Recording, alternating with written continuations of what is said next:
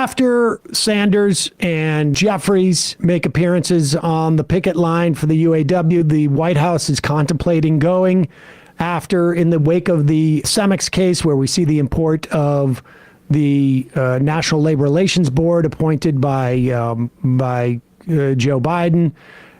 Now with talk about taking the next step, considering the delay tactics and sitting down and forming a contract with a newly formed union as an unfair labor practice, one that could be punishable by an enforced contract.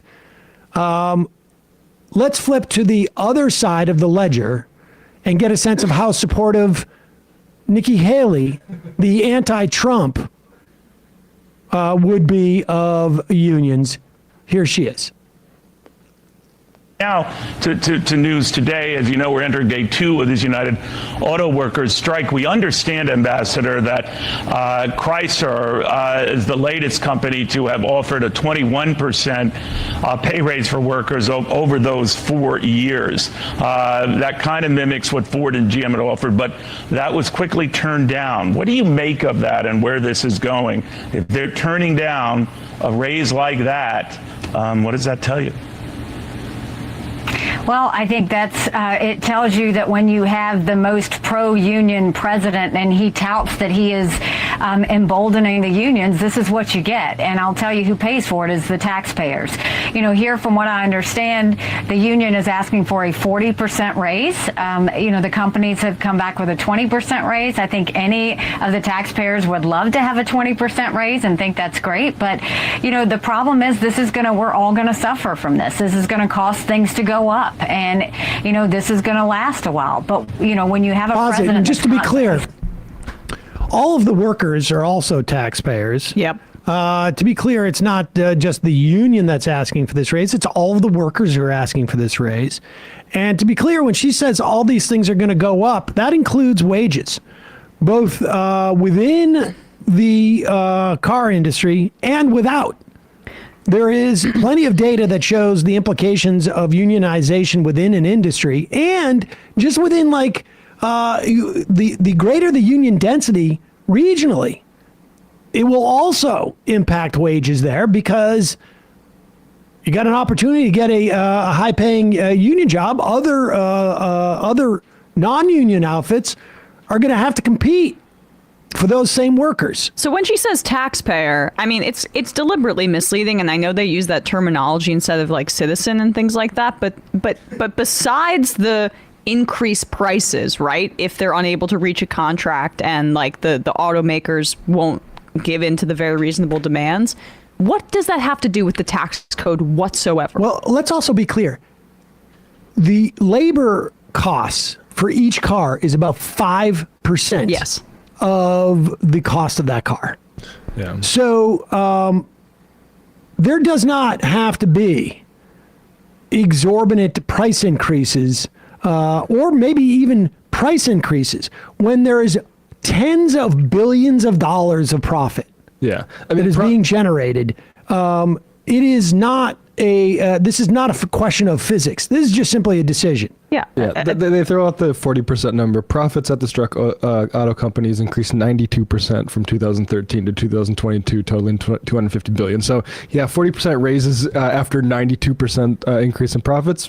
Seems reasonable. This isn't going to affect the taxpayer in any way that's different from like any price associated with actually it'll be much less than, say, what happened with the greedflation that we saw, which Republicans were completely okay with and said was a leftist conspiracy theory in the midst of inflation, with corporations gouging their prices just because they could, taking advantage of the pandemic and the disasters that followed. Like, nothing from that. But now it's about taxpayers, even though it's completely untethered. Good. And, you know, this is going to last a while. But, you know, when you have a president that's constantly saying, go union, this is what you get. The unions get emboldened, and then they start asking for things that, you know, that companies have a tough time doing. And so I don't think government should get involved in this. These are private sector matters. But I do think the tone of how a president talks about unions and how a president emboldens them does play a role in this. And we're seeing what Biden has done play a role in this. Do you, and would you draw a line, Ambassador, if you were president of the United Stades, for union jobs versus any jobs. This president clearly does prioritize union jobs, and he's made very clear here that union workers deserve more, that their pay increases have not come close to the success and the money that all of these auto companies have enjoyed. What do you say to that?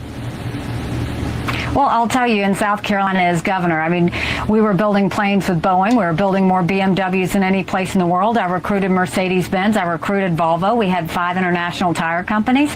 But I was a union buster. I didn't want to bring in companies that were unionized simply because I didn't want to have that change the environment in our state. We very much watched out for workers. But the way we watched out for workers was we didn't encourage middlemen between companies and their workers. We encouraged the workers to have that direct communication with them. And so I would always tell our CEOs, it's really important that you let the workers be a part of the solutions with your company. It's really important. Okay. Okay. If it's really important. We'll take your word for it. Yeah. If it's really important, in that case, we won't enrich ourselves on their backs. Since you told us it's really important. That's happened many times throughout history, right? Just based on like conversations between friends. They've respected the workers just because of what, you know, a person in an executive role says. Like, it is refreshing that she says I'm a union buster. Yeah, I honestly. I 100% agree. I appreciate like Nikki Haley bringing us back to the issues and being clear about where people stand on Yeah. this Yeah, stuff. I mean, Tim look, Scott's doing that too. These are the people that are the moderating forces in the Republican Party, and you just see that they are proudly like Trump pretends just based on like, I don't know, rhetoric and posture that he's in favor of workers. But when you hear this, it's clarifying about what the Republican project is, regardless of aesthetic. yeah, I mean, and just the idea that there is no difference between the parties in terms of labor, regardless of the of Biden preventing a train strike. The idea that there's no difference between these two parties is just objectively, I mean, it's insane. It's clear one is transactional and one is adversarial. Indeed. Yeah, I mean, I'm not saying that, like, you know, deep down in his heart, Joe Biden's really, you know, loves the union. I'm saying that their constituencies pressure them to help unions more. And it's, you know, probably would help unions if there was 2 buyers for, you know, their constituent services or Without whatever. a But doubt. There's not. There's not.